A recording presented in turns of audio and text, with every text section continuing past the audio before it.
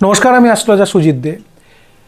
আমরা দুটি গ্রহ একসাথে বসলে মানে সংযোগ করলে, দৃষ্টি বিনিময় করলে বা ক্ষেত্র বিনিময় করলে কিছু ধারণা সোশ্যাল মিডিয়া থেকে, ইউটিউব দেখে বা কোনো বইতে পড়ে তার কনসেপ্টটা মনের মধ্যে গেঁথে নিই। সেটা অনেক জ্যোতিষ শাস্ত্রী যারা প্র্যাকটিস করছেন তারাও নেন, এবং সাধারণ মানুষ তো তাদের কাছে নলেজের অভাবে তারা তো নেওয়াটা স্বাভাবিক। তাই প্র্যাকটিস করতে গিয়ে দেখি অনেকেই বলে আমার তো অমুক গ্রহ অমুক যোগ আছে, মানে যেমন বৃহস্পতি আর রাহুর যোগ গুরুচণ্ডাল আমার আছে, কিন্তু সেটা আদেও কি গুরুচণ্ডালে এফেক্ট দিচ্ছে? সেই কনসেপ্টটার জন্য আপনাদের জানতে হবে যে গ্রহদের ফলাফলটা শুধুমাত্র দুটো গ্রহের সংযোগে হয় না, দুটো গ্রহের ভাবের ওপর নির্ভর করে, বলবত্তের ওপর নির্ভর করে। এবং ক্ষেত্র বিনিময় মানেই সেখানে কিন্তু নেগেটিভ বিষয়টা নিয়ন্ত্রিত হয়। দুটো গ্রহ দুটো ঘরের পরিবর্তন করছে, আপনি একজনের বাড়িতে আছেন এবং সেই বাড়ির কর্তা আপনার বাড়িতে আছে, তাহলে দুজনেই কিন্তু একটা মিউচুয়াল আন্ডারস্ট্যান্ডিংয়ে থাকবেন। আপনার ঘর যদি সে ক্ষতি করে, আপনিও তার ঘরের ক্ষতি করবেন। তাই ক্ষেত্র বিনিময়টা পজিটিভ দিক থেকেই ভাবতে হবে। গ্রহদের সত্তা যত বলবান হবে তত বেশি ভালো ফল, খারাপ হলে খারাপ ফল নিয়ন্ত্রিত।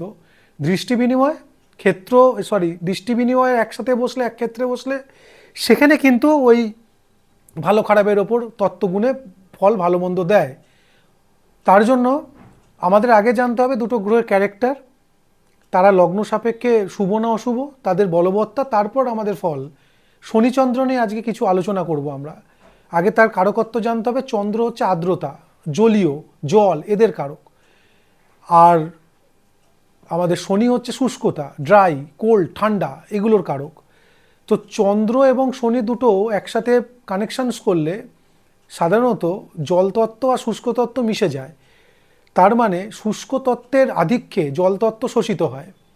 তার মানে একটা রিক্ততা, একটা শূন্যতার পরিবেশ তৈরি হয়।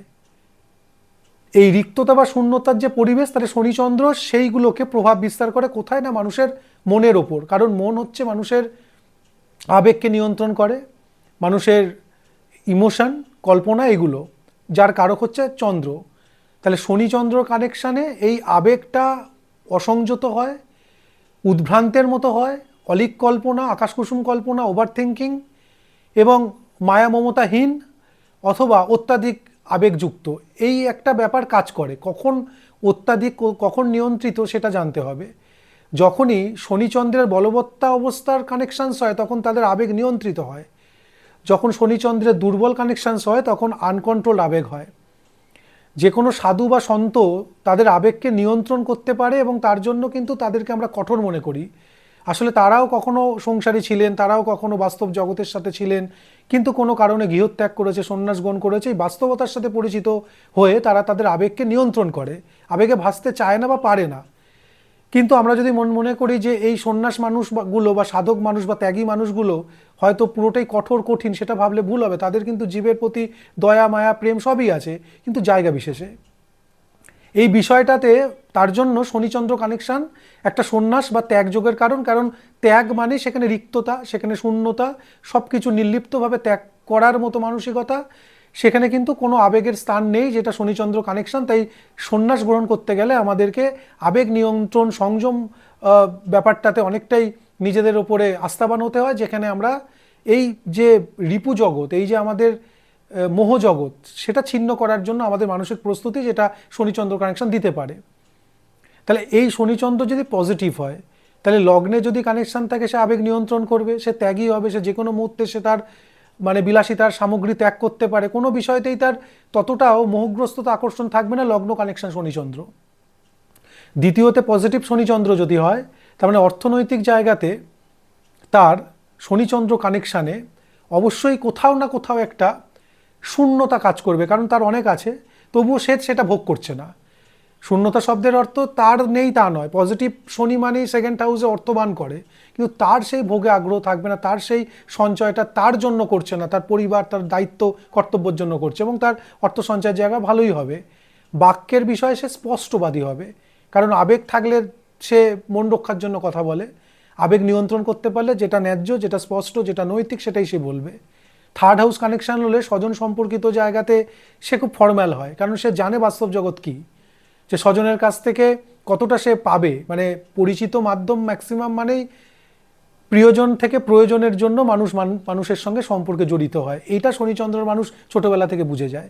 এবং তার জন্য থার্ড হাউসে বলবান কানেকশনের সে তার আত্মীয় স্বজন বন্ধু বান্ধব একটা ফর্মালিটিস, মানে খুব আবেগী নয়, খুব মিশে যাওয়া নয়, যতটুকু প্রয়োজন সেইভাবেই সে মানে ব্যবহার করে।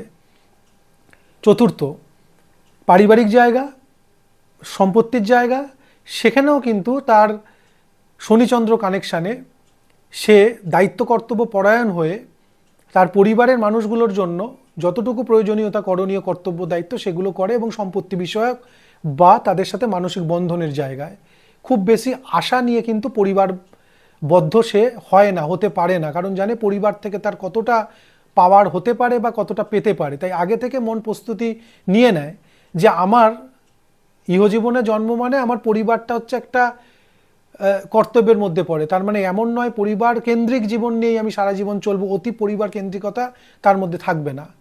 পঞ্চম হলে সেখানকার ট্যালেন্টের জায়গা, শনিচন্দ্র সাধারণত আধ্যাত্ম বোধ সম্পন্ন করে, তাই তার মধ্যে অনুভূতিটা আধ্যাত্মবাদের অনুভূতি, তার মধ্যে বিবিধ ধরনের শাস্ত্র পাঠ করার আগ্রহ, এগুলো তার থাকবে। এবং সন্তানের সঙ্গেও একটা বাস্তব জগতের পরিচিতি ঘটাতে সে সচেষ্ট হয়। অর্থাৎ সন্তানকে শুধুমাত্র শিক্ষা দেব, জ্ঞান দেব, পড়াশোনার জন্য সামগ্রী দেব, সেটার বাইরেও বাস্তব জগৎটা কতটা জটিল, কতটা সংগ্রামশীল সেটা বোঝানোর জন্য তার সামর্থ্য থাকলেও সন্তানরা কিছু চাইলেও সহজে সেটা দিতে চায় না। মনে করে বাস্তব জীবনে সে বুঝে, তার মূল্য বুঝে তবে সেটা পাক, তবে সেই সন্তান কিন্তু বাস্তব জগতে পরিচিত হবে। তো এই জায়গাটাতে পঞ্চম, ওই সন্তান এবং বাবার যে সম্পর্ক, সেই জায়গাটা বাস্তবতা সেতুবন্ধন হয়, সেটা সে করতে পারে। ষষ্ঠ, রোগভোগ, শনিচন্দ্র কানেকশানে সাধারণত শ্লেষা, বাত এগুলো থাকে। বলবান হলে কন্ট্রোল, নিয়ন্ত্রণ থাকবে, ওষুধে কমবে, বলবান না হলে সেগুলো পীড়িত বা সেগুলো আরও বেশি পীড়া দেবে এইগুলো। আর হাড়ের প্রবলেম শনির, দাঁতের প্রবলেম, কানের প্রবলেম, চন্দ্র থেকে শ্লেষার প্রবলেম, ঠান্ডা লাগার ধাত, অ্যালার্জিটিক প্রবলেম, এগুলো ষষ্ঠ কানেকশানে শনিচন্দ্র দেয়। সপ্তম, তার মানে শূন্যতা, সপ্তম থেকেও রিক্ততা, শূন্যতা। শনিচন্দ্র বেসিক কনসেপ্ট শুষ্ক আর জলীয় দুটো একসাথে মেশা মানে একটা রিক্ত ভাব, একটা আর্দ্রতার অভাব। তার মানে শনিচন্দ্র মানে বন্ডিংয়ের জায়গার অভাব। সেটা বলবান হলেও সংসার ভাঙবে না, বিচ্ছেদ হবে না, কিন্তু মেন্টাল বন্ডিংয়ের জায়গায় দূরত্ব থাকবে এবং মানসিকভাবে একে অপরকে সেভাবে কিন্তু গ্রহণযোগ্য করতে পারবে না, কারণ দুজনের সত্তা ভিন্ন হয়ে যাবে এবং যে যার মতো তার মতো করে একটা মানানসই পরিবেশের মধ্যে থাকতে পারবে যদি বলবান হয়। কিন্তু যদি দুর্বল হয় তখন ডিভোর্সের পর্যায়ে বা দ্বন্দ্ব বিবাদ এগুলো লেগে থাকবে। শনিচন্দ্র অষ্টমস্ত জায়গা, গুপ্তবিদ্যা, রহস্য, এমনি আধ্যাত্ম শনিচন্দ্র কানেকশানের মানুষরা হয়। তো যদি সেই অষ্টমস্ত কানেকশানটা বলবান হয় তবে আধ্যাত্মিকতার প্রতি, দর্শনের প্রতি এবং জীবন দর্শন, মৃত্যু রহস্যের প্রতি তার আগ্রহ থাকবে। এবং একটা সময় যদি দেখা যায় 12 হাউস বলবান, কেতু কানেক্টেড, বৃহস্পতি বলবান, 12 হাউস কানেকশান, এগুলোতে সে মোক্ষ লাভের পথে অগ্রসর হওয়ার জন্য এগোবে এবং তার ওটাই উদ্দেশ্য হবে। ইনকাম রোজগারের জন্য তন্ত্রমন্ত্র, ওই ধ্যান, তারপর বলে কি যজ্ঞ এগুলো কিন্তু করবে না, তার কাছে ওইগুলো মূল্যহীন।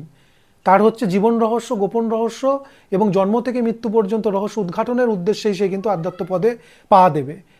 এবং সেটা শনিচন্দ্র অষ্টমস্ত বলবান কানেকশান হলে, যেই ওটা নেগেটিভ হবে তখন ক্রূরতা, হিংসা, তখন তার মধ্যে দ্বন্দ্ব, মানুষকে সহ্য না করা, একাকিত্ব, একা থাকা, কারোর সাথে মিশতে না পারা, সেগুলো নেগেটিভ ফল।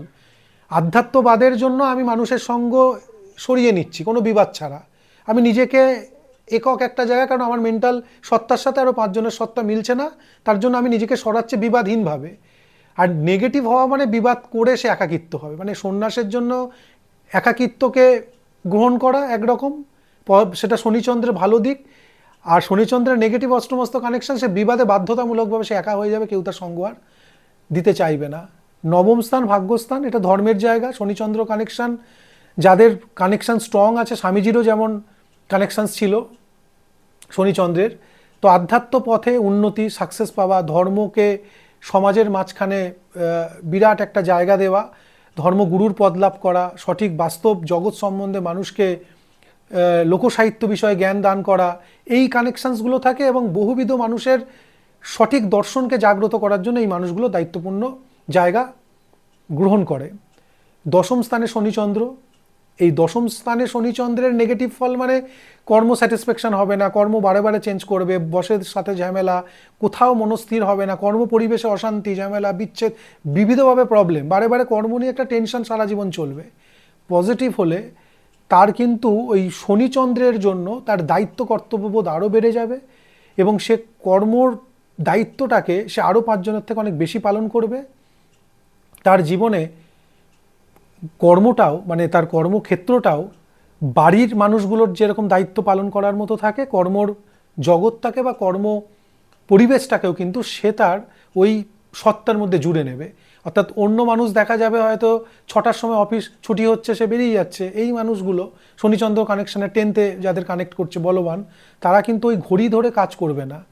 তারা তাদের কর্তব্য দায়িত্ব মনে করবে যে আমাদের প্রয়োজনীয়তার থেকে কোম্পানির প্রয়োজনীয়তা এই জায়গাটাতে বুঝে নিয়ে তারা কিন্তু নিজেদের কম্প্রোমাইজিং ত্যাগের জায়গাটা আরও বেশি করে করবে এবং তার জন্য তাদের প্রাপ্তির আশাও তারা করে না এবং সকল কর্মের জন্যই এটা তারা করে। যেই সেটা নেগেটিভ হবে তখন অপোজিট সত্তার ফল হবে।